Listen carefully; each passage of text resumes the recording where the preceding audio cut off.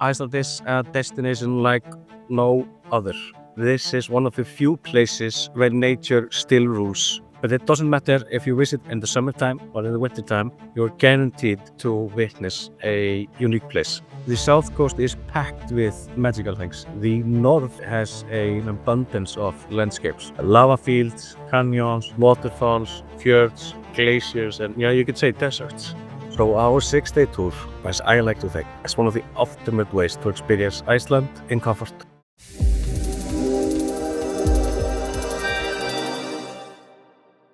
A little bit about me. So I have been working here for Arctic Adventures since November 2023. Before that, I was working for another company here. So I've been in this tourist industry here in Iceland now for a couple of years. Started out as a hiking guide, and now I've been a driver guide here for Arctic at some time, and recently now as an operations manager.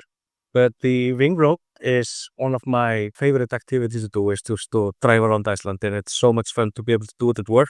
I've probably taken the ring road around, 50, 55 times. I am born and raised in Hafnarfjörður, which is a town just outside the capital Reykjavik, and now I live in a small town called Reykholt, and it actually is in the Golden Circle area. So I'm really looking forward to talking about Iceland with you, and so I think we should just get into it.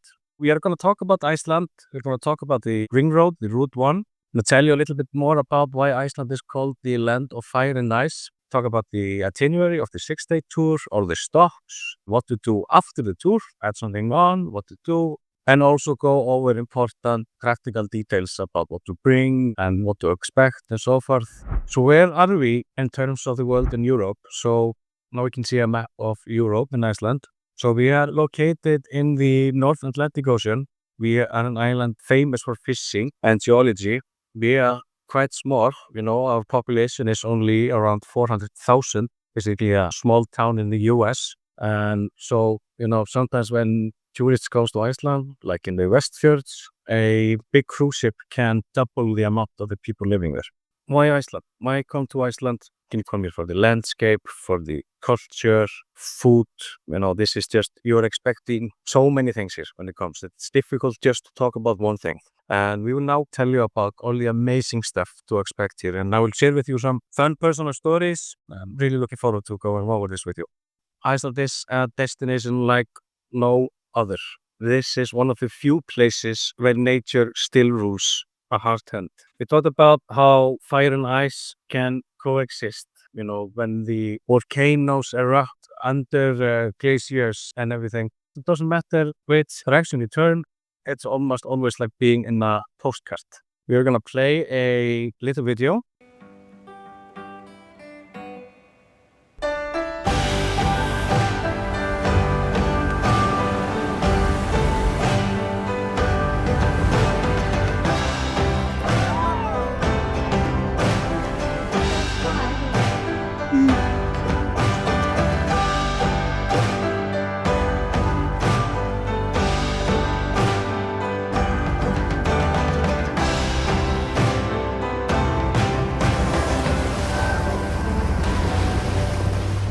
In this video, you saw many of the places that we will visit on the 6-day tour. But the basics of the ring road, what makes this possible, is the road itself. There are not many places around the world that have roads that go around the entire country. And we have the longest ring road in Europe here in Iceland, although it's quite small. It's 1,322 kilometers. 820 miles, which is basically like driving from Boston to Massachusetts, which is not, in theory, that far. The road was established in 1974 when they connected Vík to Hub. So they connected the south to the east. And before 1974, like I was talking to my grandparents, I remember a couple of years back, and I was asking, how was it to go to the east in the 70s? They just told me it didn't go. Just went to the south, and we went to the north, and then we went back. We never drove around the island. Also, like I talked about, the distance, it's so small, it's 1,322 kilometers. I remember once heading out with my family on a ring road trip, as we did almost every year together. And I remember that something came up in the car. Me and my siblings don't really know what happened, but we managed to drive around Iceland in 17 hours. It's definitely not recommended. Perfect time to take around the Iceland is 6 days. You can pack in all the fantastic and magical stuff that we have, the nature to take it in properly. 17 hours, you barely roll down the window and look and say, oh, this is cool, and boom, out again. Our ring road is suitable for orcas. Doesn't matter if you're driving it in a Toyota Yaris or a Ford F550. It will always fit until you come to a single lane bridge. So we have a lot of single lane bridges here in Iceland. The only reason we have single lane bridges is that you're trying to save money. We didn't want to build 2-lane bridges. So this always becomes a little bit of a show. Here you come to assert dominance, I'm going to go and you're going to wait. And we've had actually the instances of big RVs coming from the US that are imported to here. And then they go to the singular bridges and they don't fit. They are too wide. So I've seen a couple of really big RVs passed next to singular bridges because they can't make it over. Our roads are mostly out of the capital, are 2-lane roads. From Selfoss all the way back to Reykjavik, we will have 2-lane roads. The road is open all year round, unless it's closed because of snow or weather. So we will have 4 slides like this. This is an overall slide where we will show you many of the activities and the stops that we will visit, the attractions. And this slide is showing us the first and second day. We will see Þingvellir. This is a Golden Circle area. My town that I live in is here. And then we will take the south coast along with the Golden Circle tour on the first day. And we'll stop around here to stay at our first hotel and then go on the second day. We try to pack as many things as we possibly can into each day to make sure that you see as much as possible. Each day is roughly 300 kilometers in driving. But you will stop regularly to go to the toilet, buy something to eat or drink, and you can always pick the guide to let them know, hey, I'm getting tired, can we maybe make a stop soon? This is a glimpse of the Golden Circle. Here you can see Þingvellir. Þingvellir is an interesting place to go to because Þingvellir actually sits directly on the rift between the North American and the Eurasian tectonic plates. So when you come to Þingvellir, you actually walk between 2 continents. Here we also have the world's oldest parliament. Our parliament was established in 930, and when you walk down between the tectonic plates, you are actually walking on the road that the lawmakers from 930 used to camp around. So there were camps all along the path down to the church. You can see the glacier here erupting. This is called Strokkur. This glacier has actually been known for over 800 years and is mentioned first in the historical sources around 1294, and it's very active. You are guaranteed to see it if you're patient enough to wait 5 to 10 minutes. And you will see this big erupting water up to 50 to 30 meters. It's a magical thing to see. We see it twice even. One of our most known waterfalls here in Iceland, and direct translation is Golden Falls. And that name comes from the golden hue that comes from the waterfall when the sun is shining. It kind of makes up a golden hue, making it for a legend that is gold covered underneath the waterfalls. So after the Golden Circle, we moved down into the south coast. The south coast is packed with magical things. It's so big and kind of rural. You don't see many houses. And Seljalandsfoss, our first stop on the south coast, is hands down one of our most famous waterfalls. The water flowing down here comes from Eyjafjallajökull, which is the glacier just above the waterfall. And some of you might recognize this waterfall from the famous YouTube video from Justin Bieber. I believe it's called I'll Show You. And I've been asked to recreate that video with our guest. Can't remember how many times. Also, as we're talking about Seljalandsfoss, the thing I have seen here, almost, I think, every third tour, I see a proposal here. And you can see the grass here, this little platform. I can't count how many proposals I've seen here. And I've heard by people on the tour telling me that this is one of the best smelling places you can find in Iceland.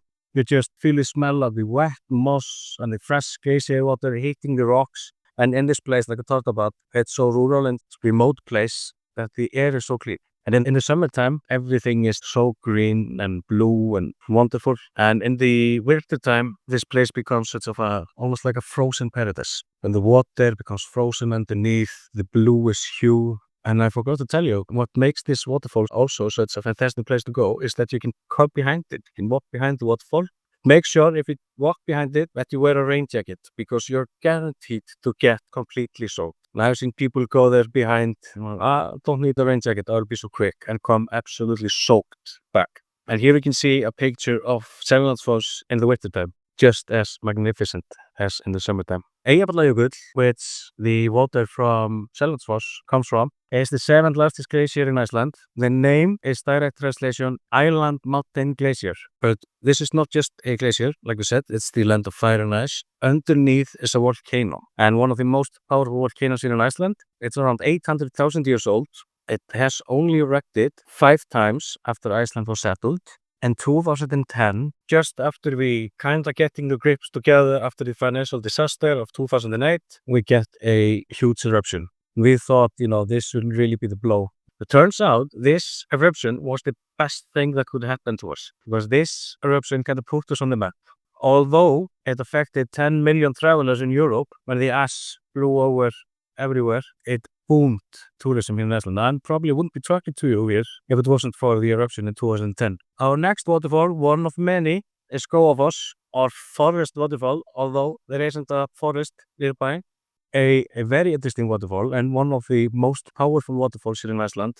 You can see the cliff from where the waterfall is falling. These cliffs used to be the former coastline of Iceland, but now kind of stands as the border between the lowlands and the magical Icelandic highlands. It's around 60 meters high, 25 meters wide, and the water runs from Mýrdalsjökull, is the glacier from above. With this waterfall, like so many other places in Iceland, there is of course an old legend about the Vikings. And the legend goes like this, that Thrasse, the Viking that used to live there, was hiding his chest of gold. So he threw his chest underneath the waterfall in the year 900. People have been trying to fish it ever since. Once they managed to hook onto the chest, but ripped up the golden handle of the chest, ripped it off. So the chest still remains, the legend goes, but the handle from the chest hangs now on the church that's close by. So if you bring your hook with you to Iceland, you are free to try to hunt it up, but we will take 10%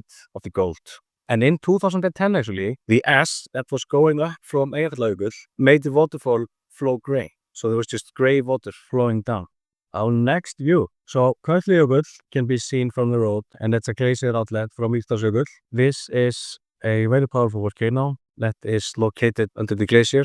Due to climate change, this glacier has been shrinking a lot the last couple of years, and it's known to be shrinking around 30 meters per year. And if you look at satellite photos from the glacier, it can be clearly visible, the line when it goes back. Reynisfjara, the magical black sand beach. I'm standing here at tropical 12 degrees, and in 1991, Reynisfjara appeared on the top 10 most beautiful non-tropical beaches in the world. But it doesn't matter if you visit Reynisfjara in the summertime or in the wintertime, you're guaranteed to witness a unique place. The black sand, the powerful waves, and as you can see, the sea stacks behind deliver such a raw picture of beauty and help us remind us of the powerful forces that shaped our little island. I can't stress it enough. When you visit Reynisfjara, this place really demands respect, and you have to be careful when approaching the shoreline, because it can be pretty dangerous if you don't watch out. But this place, Reynisfjara, has appeared in Game of Thrones and Star Wars, so it's very globally known and one of our most famous attractions in Iceland. Day 1 is finished. We are back to base. Hotel Gerland is located in Kirkjubæjarklaustur, and this is actually my favorite hotel. I just love the location of it. The valley behind it is beautiful. It's good to spot the northern lights. It's far away from light. The food is fantastic. Stuff is great, and the rooms are just fantastic. I'm not trying to sell this hotel. I really try to go here as often as I possibly can. My colleagues joke about me getting a part-time job as a server here. Now we start day 2. This is our first stop for the day, Jökulsárlón. So this is a pretty new attraction in Iceland, but it only kind of became a real lagoon in 1933 after the glacier Breiðamerkurjökull, which is located just above, started to move faster than before. Pieces of the glacier fell down, and with icebergs, you can really only see 10 to 20% of them standing up. So when the icebergs fell down into the water, they scraped the bottom of it, and as it stands today, it's around 284 meters deep. I was looking at the facts. You can plant an 86-story building into the lagoon and wouldn't stand up. The seals. When you come to Jökulsárlón, you will most likely enough see these crazy cats lounging around the lagoon. In the sun, they are just licking it up. relaxing because there are no predators in the lagoon. These are the only animals that are living in the lagoon. So just below Jökulsárlón, we have the Diamond Beach. The name Diamond Beach comes from tiny ice that has been spit out from the lagoon. So the Jökulsárlón, the glacier lagoon, takes the icebergs, and when it's pushing them out, breaks them down into little pieces, polishes them up, and pushes them onto the beach below. Visiting this place in the winter time or in summertime, just see hundreds of little diamonds in the black sand beach. Some of these icebergs are known to be up to 1,000 years old, so they're basically just as old as Christianity in Iceland. Most likely, Thrassi was looking at the icebergs and he was planning, oh, should I bury my gold? In the winter, we will visit, so this is the first activity we talk about. The ice cave, which is located above Jökulsárlón, is one of the bigger ice caves here in Iceland. It's so big that you could technically fit 100 person into the ice cave. And it doesn't matter if you visit there in October or April, the glacier is never the same. It changes colors, it changes shapes. Maybe one day you come in from the south or from the north, so it's always changing. If you visit in summertime, we will go on a glacier hike in Fallsjökull. The reason why we don't do the ice cave in the summertime is because we close it due to safety reasons. The water fills up the ice cave and we wait for the next season. As mentioned before, I used to be a hiking guide, and when I was working, I would normally go up to Fallsjökull. The hike up here is fairly easy. We give you good crampons, ice picks, belts, helmets. You just have to bring the good atmosphere and then we're good to go. I take my dog here on days off. We go for a walk on the glacier. It's just a lovely day out, around 3 to 3.5 hours in total. Also, if you visit in May or in September, the glacier isn't the same. It's always changing and always moving.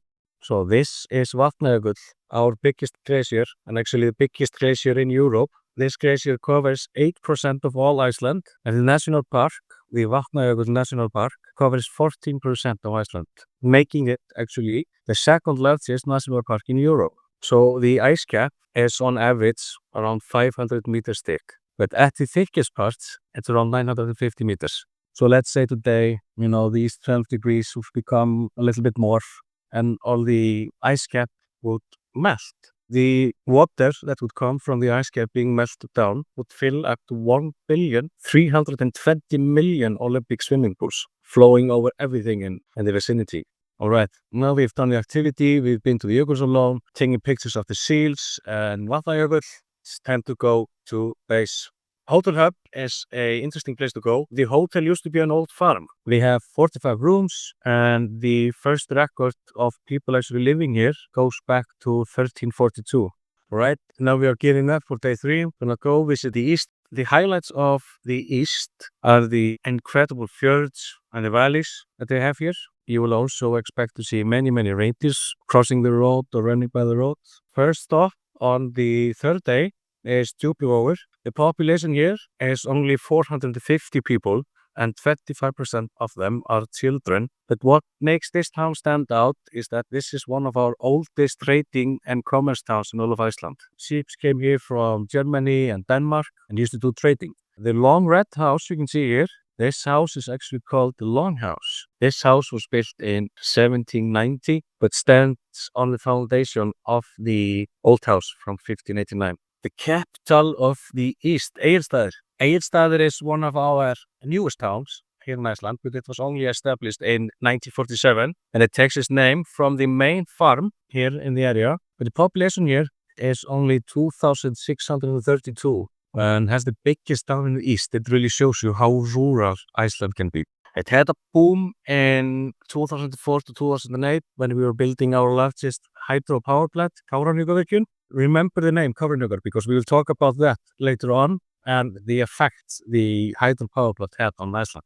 Here again, of course, we have an old legend about a worm that lives in the lake here behind the town. And the town council of Egilsstaðir actually had a committee made in 2006 to research and find if the worm was actually real. The history shows, or says actually, that the worm was first seen in 1345. So after the third day, we come now to our hotel for the night. How best to describe the wilderness center? Well, the wilderness center is basically an adventure in so. It's not as much of an accommodation than a destination. But I always feel as soon as I park outside the hotel, it's just like stepping into the past. Like it reminds me of calmer and simpler times. Kinda feels like staying with great grandma. It's just simple, easy, fantastic homemade food from local ingredients. And after a long day, you can relax in the hot tubs and the steam room, go into the museum downstairs, see how people really lived back in the day. You cannot recommend this place enough. When my friends from Sweden come and they say, hey, now what should you do? I said, hey, just go to Eilstad and stay at the Wilderness Center. It's an activity and accommodation in its own. So now we are talking about the north, and we cover the north in 2 days. The north has an abundance of landscapes to choose from. It's lava fields, canyons, waterfalls, fjords, glaciers, and you could say deserts. The north is one of our least cloudy places and more sunny parts of Iceland. If there's sun in Iceland, it's most likely in the north. So if you have a caravan or something here, you are mostly based in the north for the summertime. Our first stop on the 4th day is Stuðlagil Canyon, which is famous for its basalt formation on the Turquoise River. Would you remember when I talked about the hydropower plant a little bit earlier? This place wasn't known until 2007, because when the power plant was built, the water that flowed into this canyon was diverted into the dam, making the water level fall. And then some guys were walking and they were like, what's this? I hadn't seen this before. So that's how Stuðlagil came to be. And it's a very, very popular destination now. But this actually gives you a good example of accidental conservatism and I always say, a complex relationship between environmental change and human altercation. Námaskarð, this is a geothermal field. What makes this such an iconic place are the mud pools, steaming wells and bubbling water. When you look around, you will just see red and orange colors in the mountainsides coming from the iron deposits. As soon as you walk outside of the bus, it's like being hit in the head with bad smell. It's the strong odor of sulfur in the area. But when you walk around a little bit to take the landscape in, you forget all about the smell. Because the landscape just offers such an incredible colors like pink, red, yellow, gray, blue, and green. And this is coming from a colorblind person. I see colors here. Our next stop, Mývatn.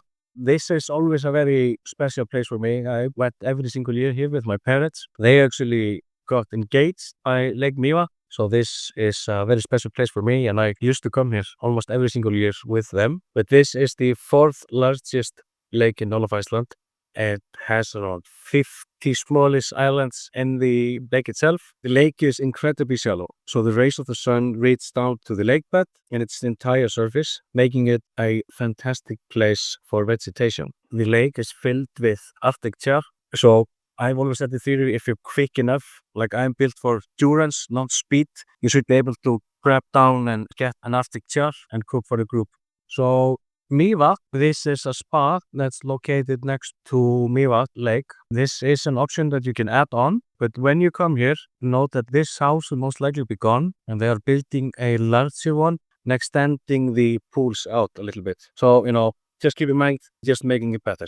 But this is recycled geothermal wastewater that is taken in and put into the baths. It's full of silica, which is giving it its cloudy blue water, and it's really good for your skin. Our next stop is Dimmuborgir. This is a very large lava field. It's been talked about that in this arch, trolls are living, and that you shouldn't knock on it or push on it or anything, because you don't want to piss off the trolls that are living there. So always tread carefully. Skógafoss.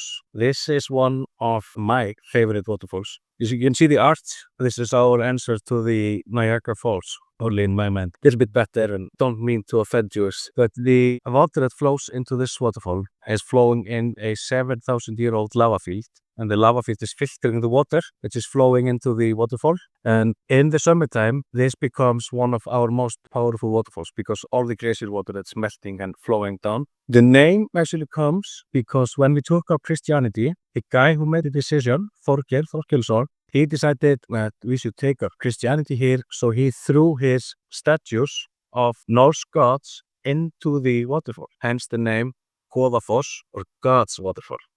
All right, day 4. We will spend the night here in Akureyri, which is the capital of the north. It's located in the bottom of Iceland's longest fjord, Eyjafjörður.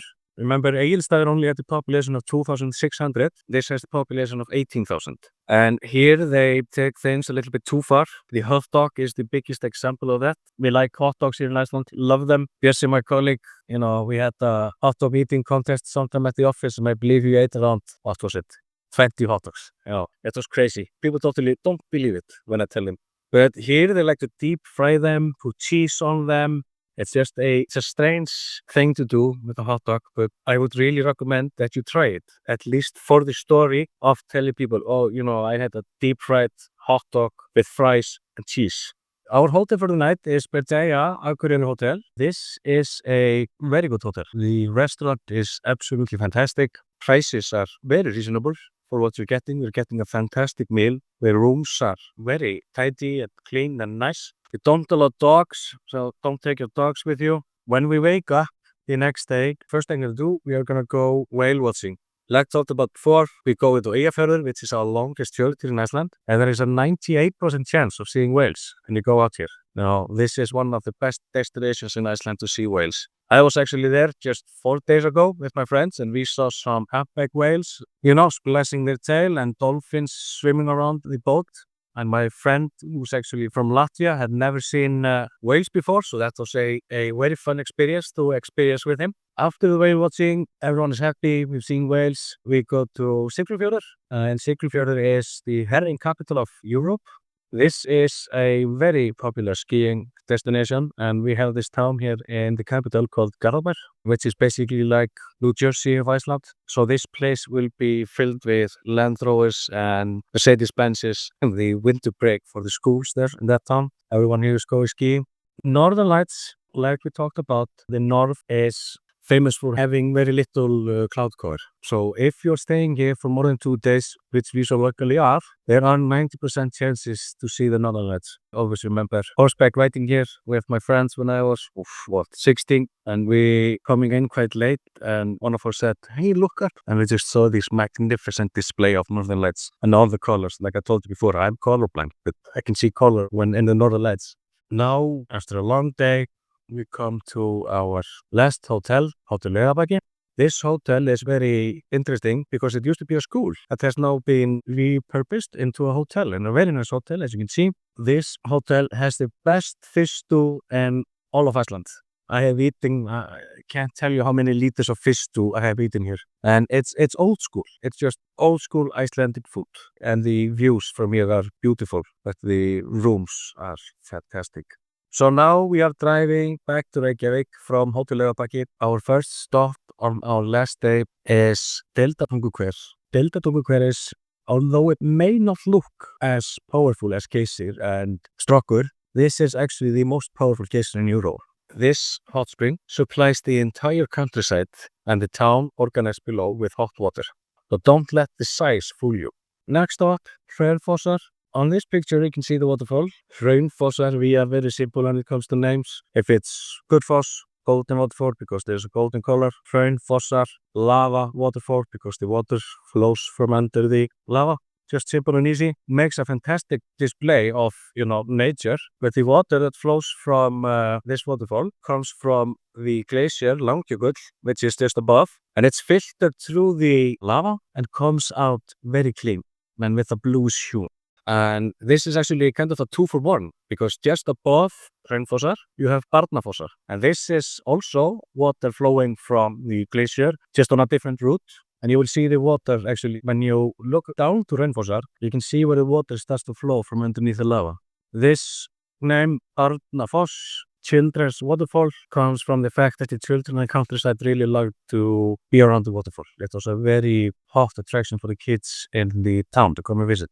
Last stop before we head back to Reykjavík is Reykholt. We have 2 Reykholts in Iceland.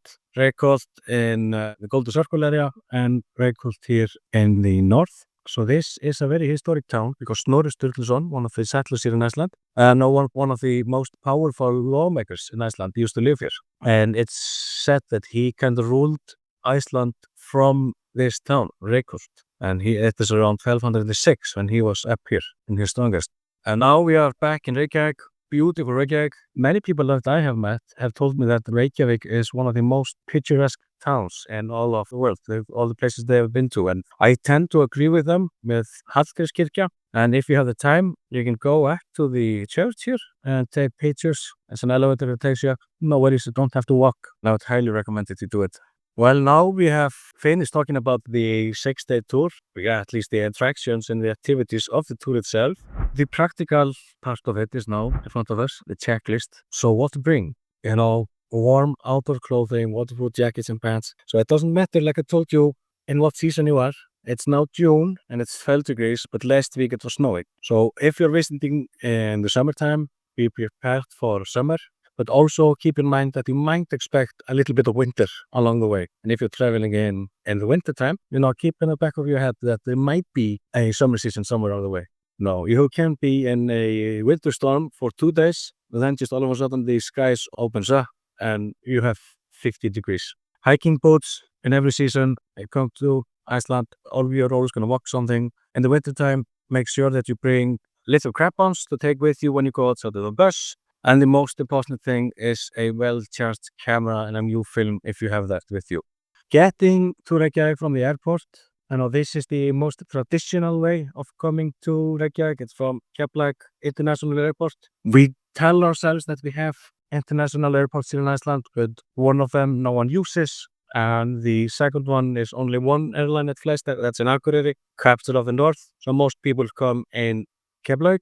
But like we talked about in the beginning, doesn't matter where you turn around, you'll always see magnificent landscapes. And on this 45-minute drive from the airport to the city, you can see volcano fields from the last eruption 2 years ago. And it's just a beautiful little road to travel to Reykjavik. You can take this by taxi or the shuttle or rent a car.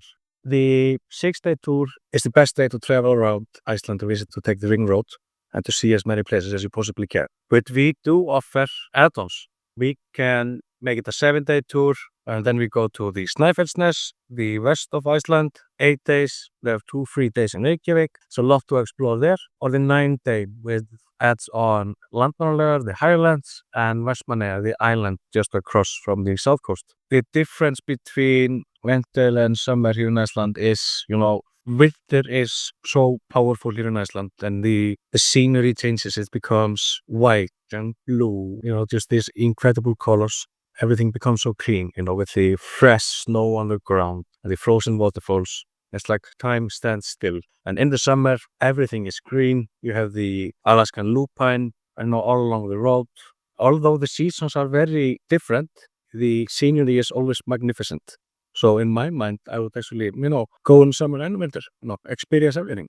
The weather, cannot stress this enough. The weather, it's like we have a saying here, that the weather changes every 5 minutes. It's okay weather now, but I always have a jacket in my car because now possibly it could get very windy or very rainy. So I always have gloves, a hat, and an extra jacket in my car just to be safe. So our 6-day tour, as I like to think, is one of the ultimate ways to experience Iceland in comfort. You don't have to stress about anything. It's a fantastic way to meet people. I've been in contact with people that have gone on a tour with me 2 years ago that are still in contact now and actually are traveling the world together. You get a seasoned guide. All of our guides are very knowledgeable about Iceland. And so you don't have to do your own research. You just kind of relax. The information is given. You're taken to all these fantastic places and we save money. I kind of sometimes envy the people in the bus, it's just taking it easy, enjoying being with the people on vacation. And it's just, you're on vacation, why not enjoy it to the fullest? Well, thanks for listening. I hope you learned something. It was a blast for me. I'm looking forward to see some of you come here to Iceland, and hopefully I can take you on a little tour around our beautiful little island.